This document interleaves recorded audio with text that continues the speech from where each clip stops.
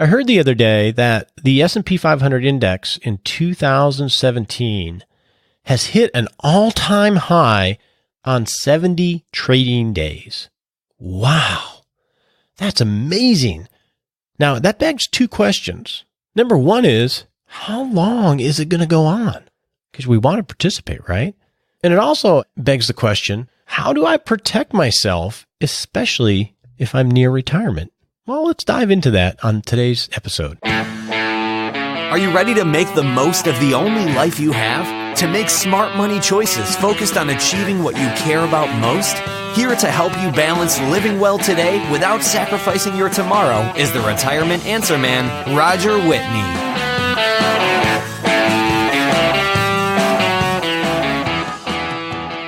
I remember back in the 1990s, I was a younger advisor back then and had a number of clients. And back then I was less of a planner and more of an investor. I managed portfolios and traded technology stocks with clients. And it was a pretty interesting time. You remember the 1990s? We had the rise of the internet, the technology boom. Back then they called it the new economy.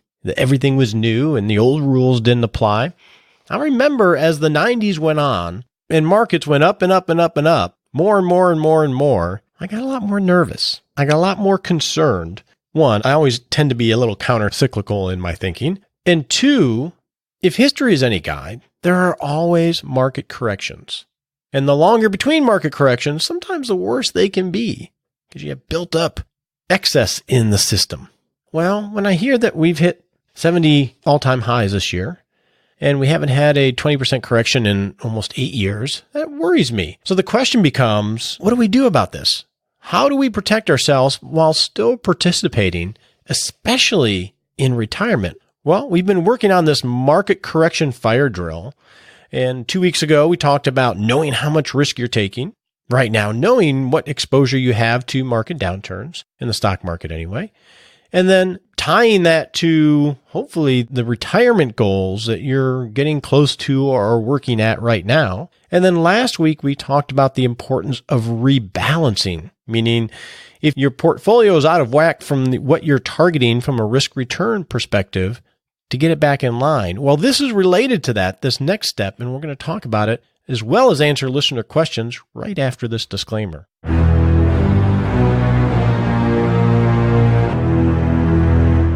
All right, we're going to talk about investing today, so it's important to remember you can't invest in indexes.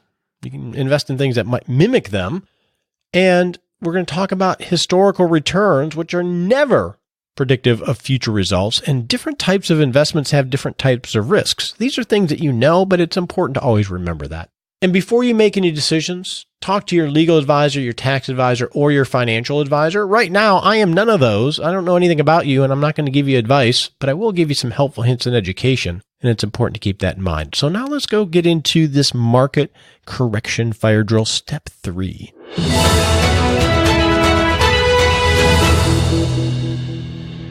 When we're investing for retirement, it's important to make sure that we keep the long term.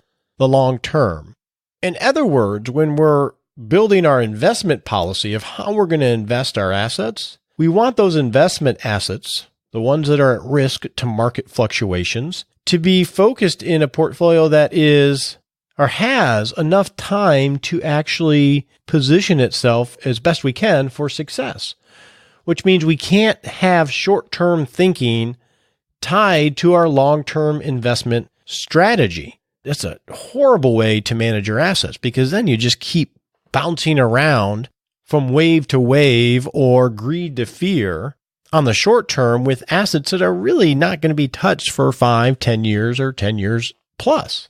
And a crucial way of doing that is making sure you have adequate cash reserves or liquidity on your balance sheet.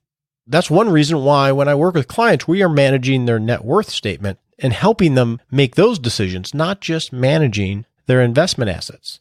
So I want to go through that today because this is tied to rebalancing. It's a good time to manage both of them.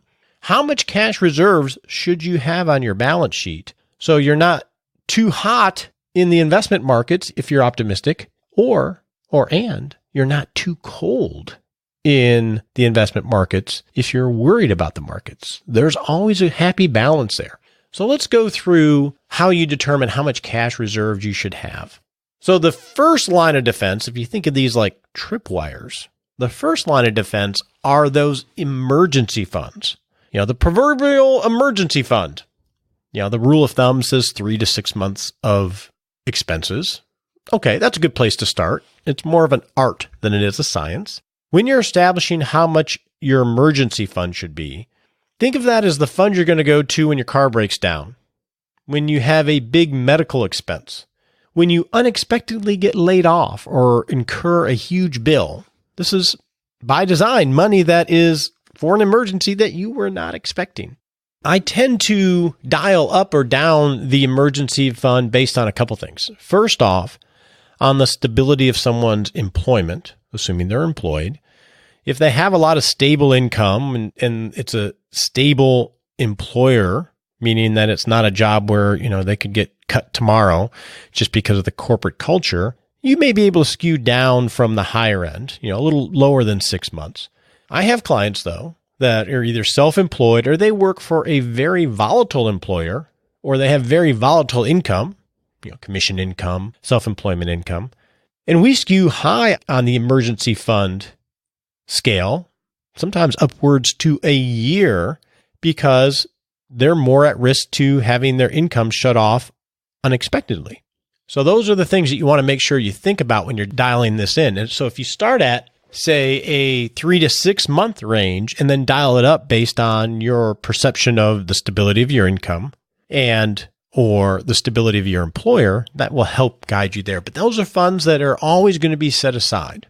Once you have that, the next tripwire or bucket of cash reserves that you want to have are upcoming spending that you anticipate having over the, say, next 12 or 16 months. I'll give you a personal example of that. So over the next 12 months, I have a new fence I have to put in my backyard. We'll call that $6,000. I have my son's college education coming up. We'll call that $8,000. So we're at 14 there. And we have potentially new carpet being put in the house, and I have no clue what that's going to be yet. My wife hasn't told me. I need to make sure those monies are set aside in addition to my emergency fund, because I know they're coming up. I know I'm going to have to write a check to pay for those. So I want to make sure that money's set aside and quote unquote not at market risk in order to be able to fund those. So you want to know what those extraordinary expenses are going to be over the next 12 to 16 months so you can plan for those. So let's go through a quick example. Let's take Bob. We talked about Bob the other day. Let's assume he has to have a $20,000 emergency fund. Okay, so Bob has $20,000 emergency fund. He knows that in 6 months, he's going to spend $5,000 on a vacation. Good for Bob. I wonder where Bob's going. And then in 12 months, he's going to buy a new used car at $15,000. So if you add those up, we've determined that Bob is going to need $40,000 in cash reserves for the next 12 months. Now he's got that emergency set, and he knows where those extra expending is going to come from. Now let's assume Bob's retired. Okay, he's not working. And let's say he needs $5,000 from his investments or his financial assets to supplement whatever income sources Bob has. So that's what, $60,000 a year. As a benchmark, everybody's a little bit different, but as a benchmark, I like to have 2 years of expected outflows for retirement expenses as cash reserves. So that'd be 2 years. That'd be $120,000. We add that to Bob's $40,000 cash reserves for those extras in the emergency fund. Well, that's $160,000 that Bob needs to have in liquidity on his balance sheet. I can hear what you're saying. Roger, 160 grand just sitting as cash? That's a waste of money. You know what you could make in Bitcoin in a month? What was it, like 1,000% or something? Crazy amounts. We'll talk about Bitcoin maybe on another episode. But why would I just leave cash just sitting there, doing nothing? Where's my return on investment? I can just hear you. Well, here's how I view that. By having these cash reserves, in Bob's case, it allows us to have his long-term investment portfolio allocated more appropriately because we're not hedging on the conservative side because we're thinking, I might have to grab some money from it at some point. It gives us some runway of at least 2 years in this instance that it's going to be invested in a prudent way. We're not looking at the waves. We're looking a little bit more out at the tides of things.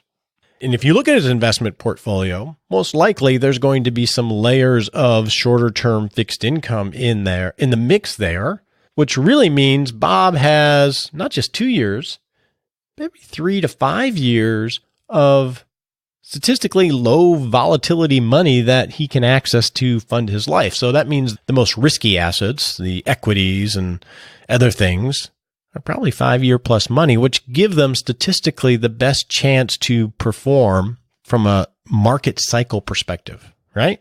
So that allows those long-term assets truly to be allocated more for the long term rather than for the short-term need. So overall, you may have better overall performance than if you were to hedge a lot more conservatively because you didn't have a lot of cash available. Now, let's talk about the return on investment from cash reserves, this $160,000 in Bob's case. Well, number one, if you're awake and looking for yield, you can get 1.25% or so in online savings accounts and money markets, subject to their rules and regulations and risks and everything else. But interest rates are slowly creeping up. And that's at least right around half of what the bond index is yielding with no interest rate risk because it's totally liquid. So you can get about 1.25% in a high yielding money market and an online bank, most likely. But here's where the real power of the return on investment of cash reserves happen. Let's say you're funding your retirement and the markets go down, or you inadvertently lose a job and you don't have liquidity. And you're left with choices of selling investments, either at the wrong time because they're down and you're going to take a loss and you don't want to, or they're up and you have capital gains that you would prefer not to realize, or they're up and they're in a tax-deferred account and the only way to get it out is to create taxable income. But if you have cash reserves, you don't have to realize capital income inadvertently. You don't have to sell when things are down inadvertently. You don't have to sell and realize capital gains if you don't want to inadvertently. You don't have to borrow money. And it gives you, and this is where I think the real return on investment is with cash reserves.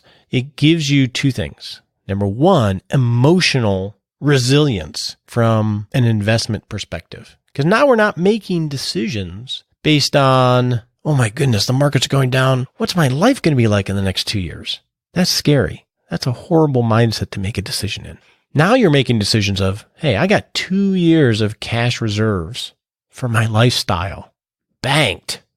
And I can make some adjustments to make that last longer. I'll tell you, with clients that I worked with in 2008, having those cash reserves really helped mitigate the damage and helped us stay in the boat as the rapids of the market tried to flip us over. So number one, we have emotional stability so we can sleep a little bit better at night. And number two, it gives us a lot more flexibility in financial decision making. I'm a big fan of having flexibility and being agile because we don't know what life is going to throw us. We don't know what markets are going to throw us. And this goes a long way to helping protect us against a market downturn or the impact to our plan. Now, again, you run the numbers with your simple calculator. It may look inefficient. But as I said before, your life is not a simple math problem. We're not trying to maximize every dollar within the HP 12C calculator. What we're trying to do is position yourself to be agile enough to deal with what the world throws you and to maximize your life and maintain the kind of lifestyle that you want. So this step 3 is very related to last week's rebalancing of make sure you have adequate cash reserves using the framework that I've given you. And that will go a long way to helping you keep your long-term investments long-term. Now let's go talk to Nicole in the practical planning segment.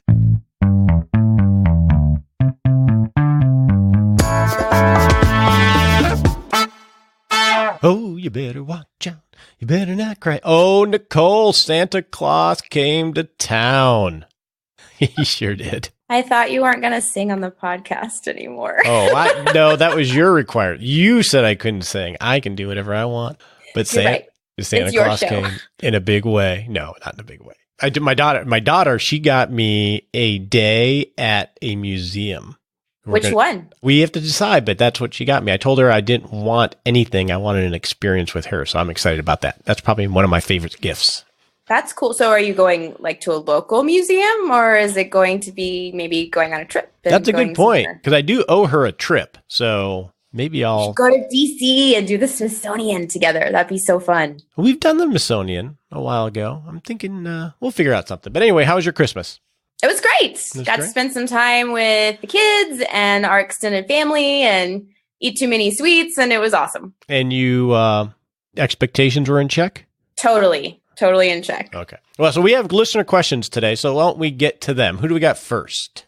Our first question is from Henry, which is one of my favorite names. It's one of my son's names. And he has a question about IRAs. So in 2016, they made a contribution to his wife's IRA that turned out to be not deductible because of their income. And so he is wanting to know if there's a way that they can repurpose that non-deductible IRA and kind of simplify their tax accounting for the future, or are they going to have to keep making contributions with additional monies? Yeah, when you mix non-deductible contributions with deductible contributions in an IRA, it can get a little sticky later on when you're taking money out, because you got to know what post-tax money did you put in that you don't want to have to pay taxes on again. So here are a couple ideas, Henry. First off, you could set up a separate IRA and label it as non-deductible contributions and move over what you put in 2016. You may not be able to get it exact, but at least you'll segregate to your best estimate what that money is so you can keep track of it. And then when you go take money out from your IRAs when you're old and gray like me, well, I'm not there. I'm not there yet. What am I saying? When you start taking money out, you'll be able to know which one is which. You know, we do that a lot when we have clients that have made after-tax contributions to 401ks. You want to have, when they bring those out and roll them out, you want to make sure they're separated so you can account for that. Another idea, and it doesn't sound like this is necessarily this might be the case. Well, no, it doesn't sound like it is.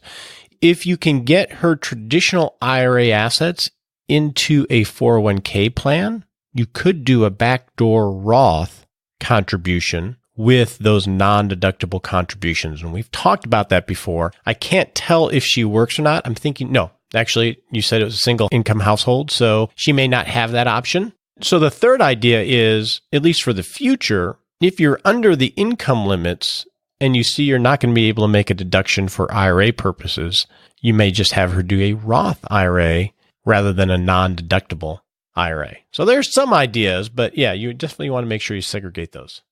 Our next question is from Stephanie. She says, as a single person, I'm approaching retirement at the end of the year and must decide between a lump sum payout from my pension as defined benefit versus a single life annuity guaranteed for life. My employer is a large nonprofit healthcare organization. While the pension is well funded, what are the risks of a single life annuity? Hey, Stephanie. It's a great question. So last week we answered a question related to this in how do you choose between a lump sum or the pension option. Yours is pretty specific. What are the risks of a single life annuity? So the risk is generally that, well, one, a single life annuity only goes until you pass. So there's no remainder benefit, no guaranteed of benefits to anyone. So if you die the day after you elect it, it's gone. And that's why that's usually the highest payout. And then from a risk standpoint, it's going to be one, it's not going to increase by inflation. So you don't have any inflation increases over having dollars invested. You have the opportunity to try to keep up with inflation.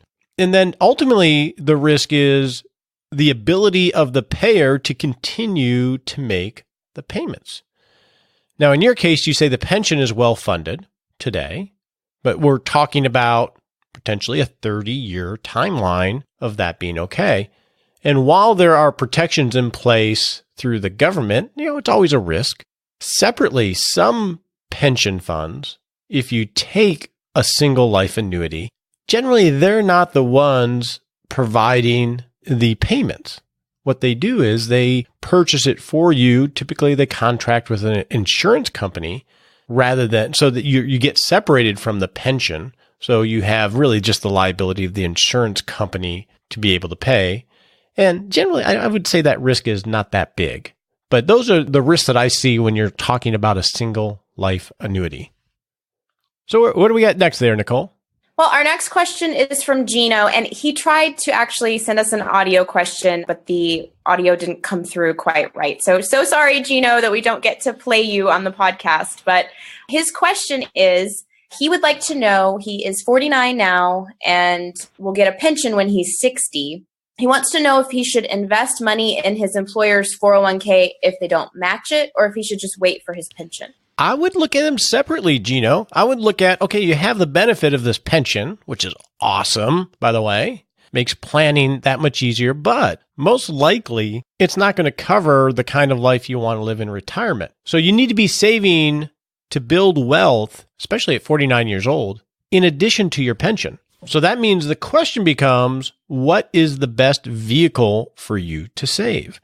And let's go through some options. You have after-tax assets, meaning you get your money and then you invest it and it's money that's never been taxed. The advantage of a 401k is that it's deferred.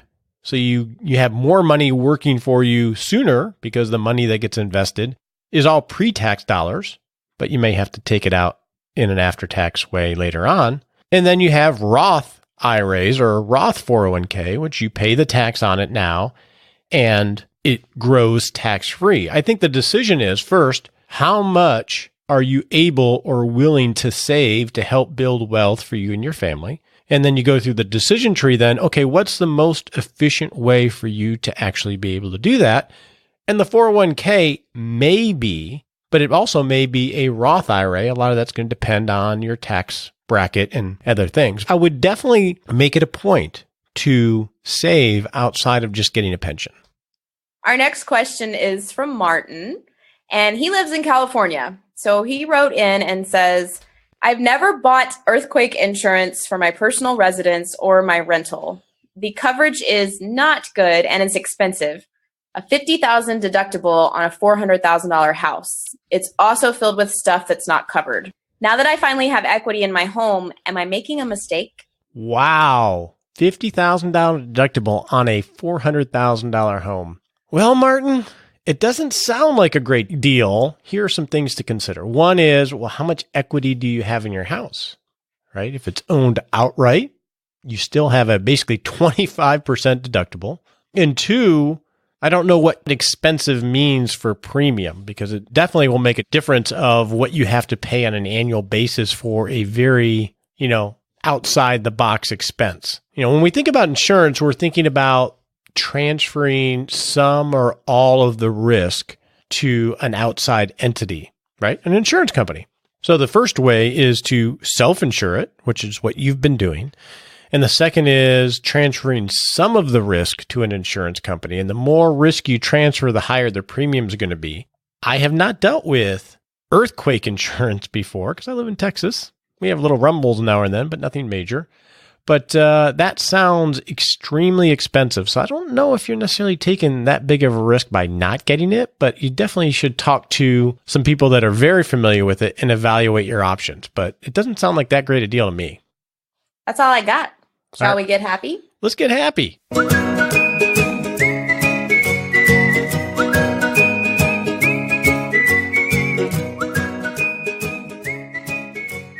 Hey, welcome to the Happy Lab, where we noodle on how to live a happier life. That's my line. Yes, and I stole it from you. All right. Well, give us a happy lesson here, Nicole. Well, we're wrapping up the end of the year, and one of my favorite things to do at the end of the year is to look back on everything that's happened. And one of the fun things that pops up for me is on Goodreads, which is my app that I use to keep track of what I read. I'm a little loath to admit this because I know you're going to make fun of me hardcore. But in 2017, I read 12,868 pages across 40 books. So I'm no slouch when it comes to reading. You are no slouch. when it comes to reading. That's why you can just recall these quotes from Macbeth and other things just on the fly. That's yes, why. but don't ask me what I ate for dinner 2 days ago because I have no idea. So the question is for you, what can you reflect on over 2017 and look on and say, I'm proud of myself for doing that? I think that's something important to do. Good job, Nicole. You get a star in your reading book. Thanks, Roger.